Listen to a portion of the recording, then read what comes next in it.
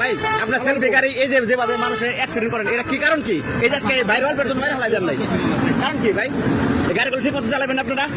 আপনার প্রতিনিয়ত কিন্তু মানুষ মারতেছেন এই সেলফি গাড়ি। আপনারা দেখেন যে এখানে এই যে আপনি দেখেন সেলফি গাড়ি, আমরা আসলাম বড় বাইরে অল্পের জন্য মানে বাইসা আছে, আল্লাহ হয়তো বাঁচাইছে যে কোনো কারণে।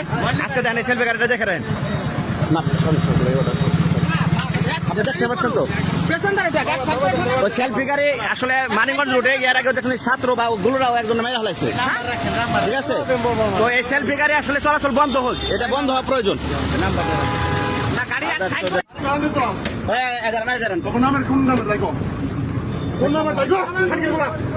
প্রতিদিন দু একজন মানুষ মারতেছে ওরা, প্রতিদিন দু একজন মানুষ মারে।